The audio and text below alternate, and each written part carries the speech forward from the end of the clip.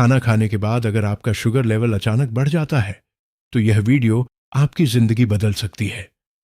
जी हां, आज हम एक ऐसे तरीके के बारे में बात करेंगे जो न सिर्फ डॉक्टर खुद अपनाते हैं बल्कि दुनिया भर की रिसर्च में भी इसे सबसे ज्यादा कारगर पाया गया है।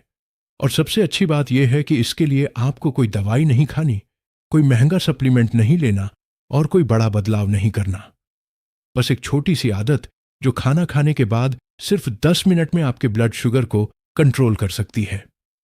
तो अगर आप डायबिटीज के मरीज हैं या आपके घर में कोई शुगर से परेशान है या आप बस अपनी सेहत को बेहतर रखना चाहते हैं तो यह वीडियो पूरी देखिए, क्योंकि आखिर तक कुछ ऐसी बातें हैं जो शायद आपने कहीं नहीं सुनी होंगी।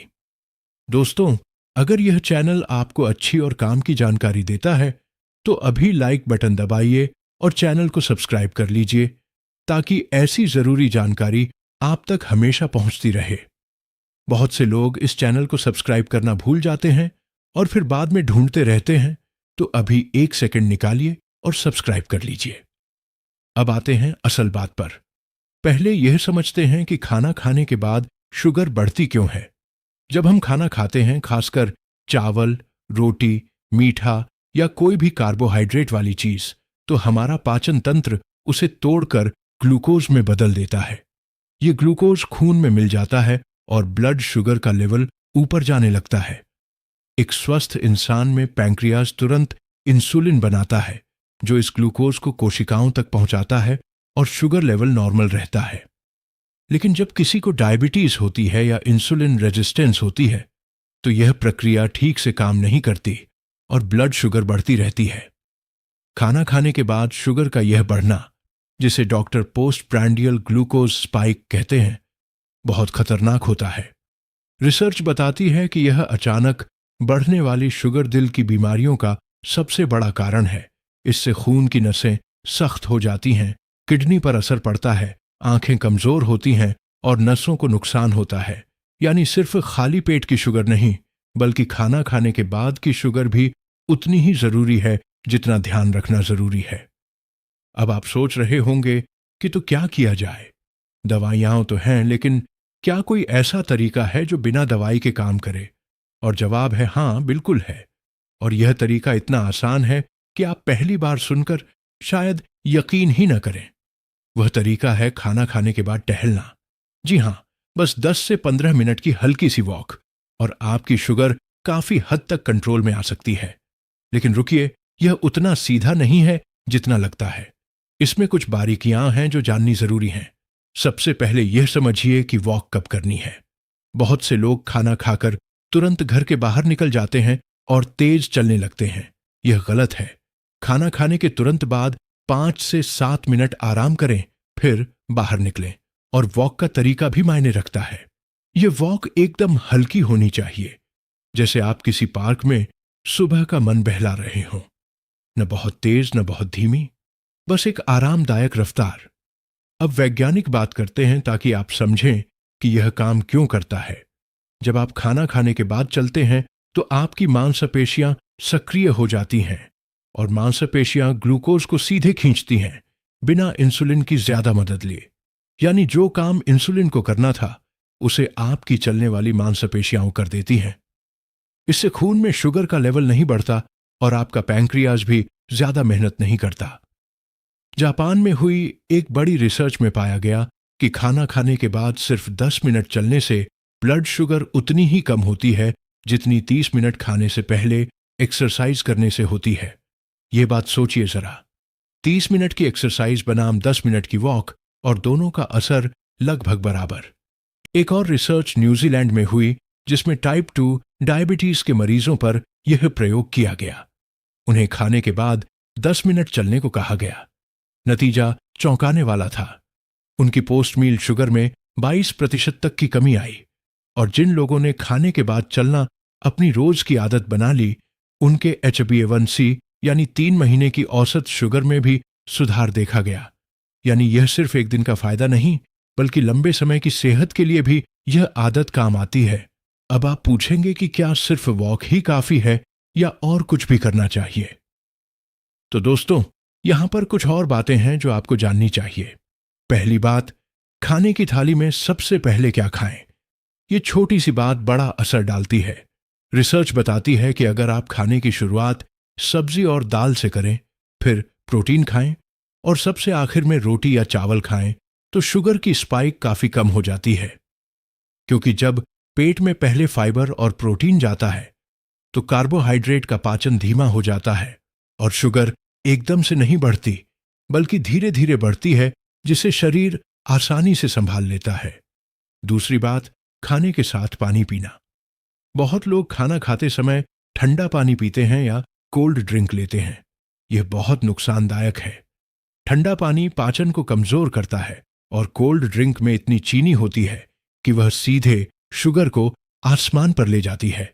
खाने के साथ हल्का गर्म पानी पीजिए या खाने के आधे घंटे पहले पानी पी लीजिए। खाने के दौरान बहुत ज्यादा पानी न पिए, क्योंकि इससे पाचक रस पतले हो जाते हैं। तीसरी बात, खाने की मात्रा और गति। हम अक्सर जल्दी जल्दी खाते हैं, टीवी देखते हुए, फोन चलाते हुए या बात करते हुए। यह आदत बहुत खराब है। जब हम जल्दी खाते हैं तो ज्यादा खा लेते हैं, क्योंकि दिमाग को पेट भरने का संदेश देर से मिलता है। धीरे धीरे चबाकर खाने से न सिर्फ कम खाना खाते हैं, बल्कि पाचन भी बेहतर होता है और शुगर की स्पाइक कम होती है। कोशिश करें कि एक निवाले को कम से कम 20 से 25 बार चबाएं। यह पुरानी बात सुनने में पुरानी लग सकती है, लेकिन विज्ञान इसे सही साबित करता है। अब बात करते हैं एक और बेहद जरूरी चीज की, जो शुगर को कंट्रोल करने में बहुत मदद करती है, और वह है सेब का सिरका, यानी एप्पल साइडर विनेगर। खाना खाने से पहले 1 गिलास पानी में 1 चम्मच एप्पल साइडर विनेगर मिलाकर पीने से पोस्ट मील शुगर काफी कम होती है। यह इसलिए होता है क्योंकि सिरके में मौजूद एसिटिक एसिड उन एंजाइम्स को धीमा कर देता है जो कार्बोहाइड्रेट को ग्लूकोज में तोड़ते हैं। नतीजा यह होता है कि ग्लूकोज धीरे धीरे खून में जाता है और शुगर एकदम से नहीं उछलती। लेकिन एक बात ध्यान रखें, एप्पल साइडर विनेगर को हमेशा पानी में मिलाकर ही पिएं, कभी सीधे न पिएं, क्योंकि यह दांतों और गले के लिए नुकसानदायक हो सकता है। एक और बेहद कारगर तरीका है दालचीनी का इस्तेमाल। दालचीनी हमारे भारतीय रसोई में आसानी से मिल जाती है। रिसर्च बताती है कि दालचीनी इंसुलिन की संवेदनशीलता को बढ़ाती है, यानी इंसुलिन बेहतर तरीके से काम करने लगता है। आप सुबह की चाय में एक छोटी सी दालचीनी की छड़ी डाल सकते हैं, या फिर रात को 1 गिलास पानी में दालचीनी पाउडर भिगोकर सुबह पी सकते हैं। यह बहुत पुराना नुस्खा है, लेकिन आधुनिक विज्ञान ने भी इसे मान्यता दी है। अब तक हमने जो बातें की हैं, वे सब जीवन शैली से जुड़ी थीं, लेकिन एक और पहलू है जिसे अक्सर नजरअंदाज किया जाता है, और वह है नींद। जी हां, नींद और शुगर का बहुत गहरा संबंध है। जब आप कम सोते हैं तो आपका शरीर कॉर्टिसोल नाम का तनाव हार्मोन ज्यादा बनाता है। यह कॉर्टिसोल लीवर को संकेत देता है कि वह ज्यादा ग्लूकोज खून में छोड़े। नतीजा यह होता है कि सुबह उठते ही शुगर हाई मिलती है, बिना कुछ खाए भी। इसीलिए जो लोग रात को देर से सोते हैं या कम सोते हैं, उनकी शुगर हमेशा अनियंत्रित रहती है, चाहे वे कितनी भी दवाइयां लें। 7 से 8 घंटे की गहरी नींद शुगर कंट्रोल के लिए उतनी ही जरूरी है जितनी दवाई। तनाव और शुगर का रिश्ता भी जानना जरूरी है। जब हम तनाव में होते हैं, चाहे वह काम का हो, घर का हो, पैसों का हो या किसी भी बात का, तो शरीर में कॉर्टिसोल और एड्रेनालिन का स्तर बढ़ जाता है। ये हार्मोन सीधे ब्लड शुगर को बढ़ाते हैं। कई बार ऐसा होता है कि मरीज पूरी परहेज करते हैं, दवाइयां भी लेते हैं, फिर भी शुगर कंट्रोल में नहीं आती। इसकी वजह अक्सर तनाव होता है। इसीलिए रोजाना 5 से 10 मिनट की गहरी सांस वाली एक्सरसाइजेस, ध्यान या प्रार्थना शुगर मैनेजमेंट में बहुत बड़ी भूमिका निभाती है। यह कोई धार्मिक बात नहीं, यह पूरी तरह से विज्ञान है। अब बात करते हैं उन खाद्य पदार्थों की जो खाने के बाद शुगर को कंट्रोल करने में मदद करते हैं। पहला है मेथी दाना। रात को 1 चम्मच मेथी दाना पानी में भिगो दें और सुबह उठकर खाली पेट वह पानी और दाना दोनों खा लें। मेथी में मौजूद सॉल्यूबल फाइबर खून में ग्लूकोज के जाने की रफ्तार को धीमा करता है। यह घरेलू नुस्खा सदियों पुराना है और विज्ञान भी इसे सही मानता है। दूसरा है करेला। करेले का रस शुगर के मरीजों के लिए बहुत फायदेमंद होता है। इसमें चैरेंटिन और पॉलीपेप्टाइड पी नाम के यौगिक होते हैं जो इंसुलिन की तरह काम करते हैं। हफ्ते में 3 से 4 बार करेले की सब्जी खाएं या सुबह खाली पेट थोड़ा करेले का रस पिए। तीसरा है जामुन। जामुन का मौसम में खूब सेवन करें। जामुन की गुठली का पाउडर साल भर उपलब्ध रहता है और यह शुगर को कंट्रोल करने में बेहद कारगर है।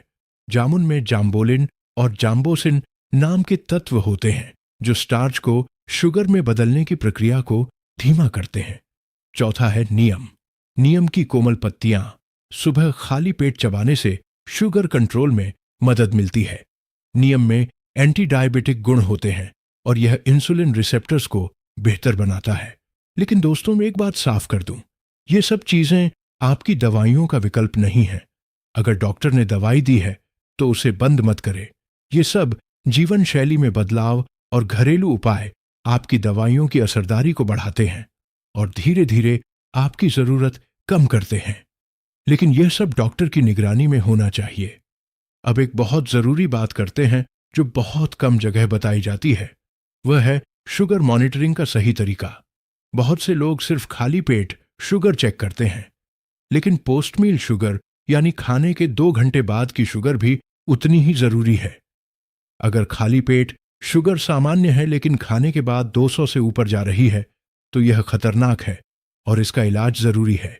इसीलिए डॉक्टर खाने से पहले और खाने के 2 घंटे बाद की रीडिंग दोनों लेने की सलाह देते हैं। एक और तकनीक जो अब दुनिया भर में तेजी से लोकप्रिय हो रही है वह है फूड जर्नल यानी खाने की डायरी। हर दिन जो खाएं उसे लिखें और उसके साथ अपनी शुगर रीडिंग भी नोट करें। इससे आपको खुद पता चलेगा कि कौन सी चीज खाने पर आपकी शुगर ज्यादा बढ़ती है, क्योंकि हर इंसान का शरीर अलग होता है। किसी को चावल से ज्यादा असर होता है, किसी को रोटी से, किसी को दूध से। जब आपको पता होगा कि आपका शुगर ट्रिगर क्या है तो आप उसे आसानी से मैनेज कर सकते हैं।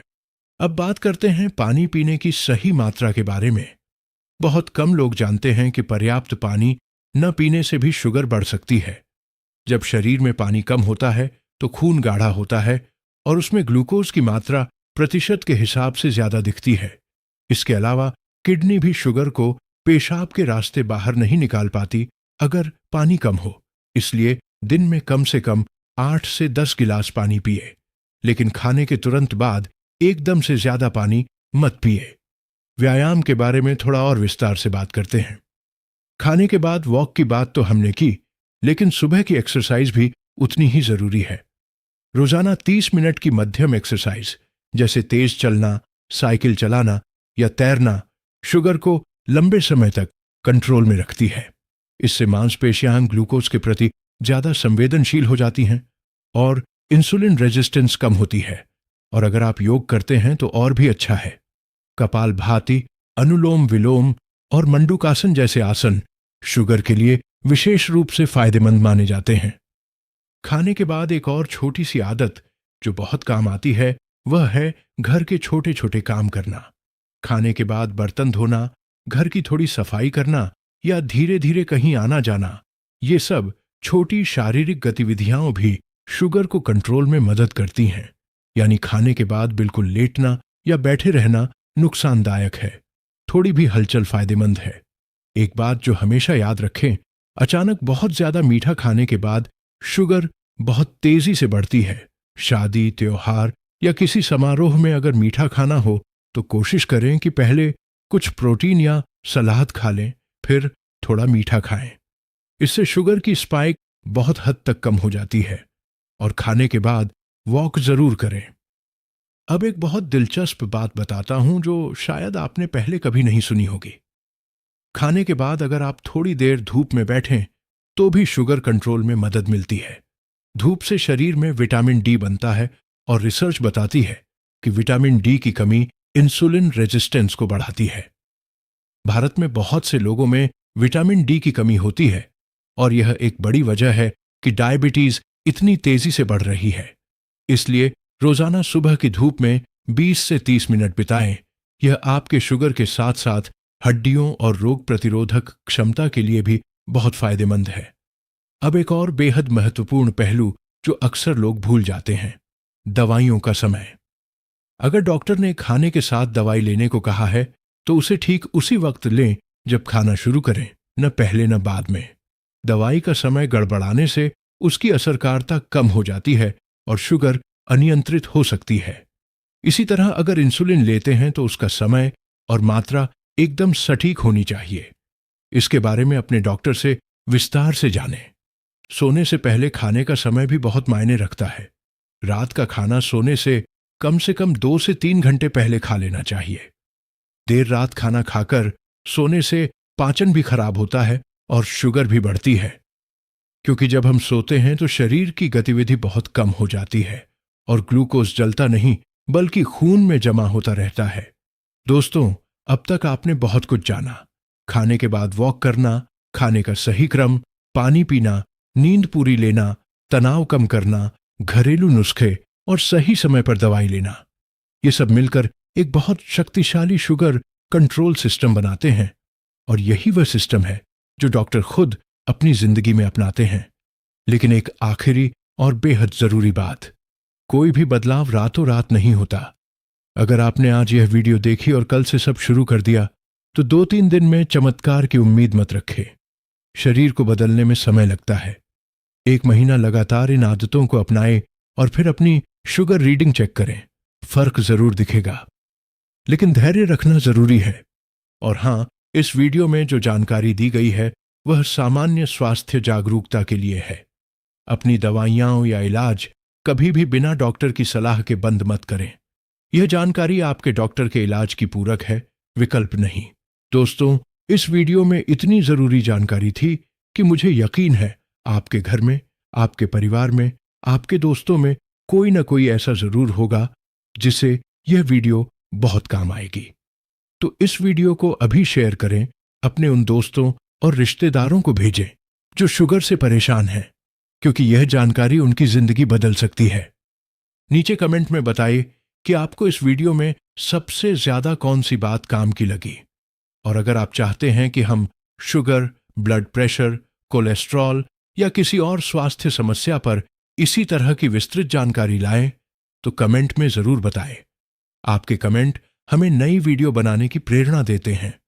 और अगर आपने अभी तक चैनल सब्सक्राइब नहीं किया है तो अभी कर लें और बेल आइकॉन दबाना मत भूलें, ताकि हर नई वीडियो की जानकारी आपको सबसे पहले मिले। अगली वीडियो में हम एक और ऐसे ही जरूरी विषय पर बात करेंगे। तब तक अपना ख्याल रखें, स्वस्थ रहें।